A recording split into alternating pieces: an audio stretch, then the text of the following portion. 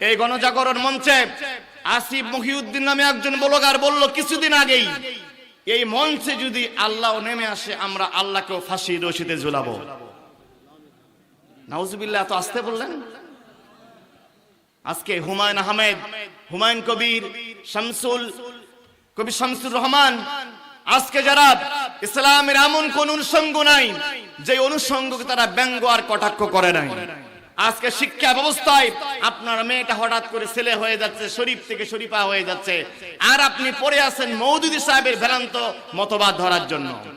কথা বলেন ঠিক কিনা?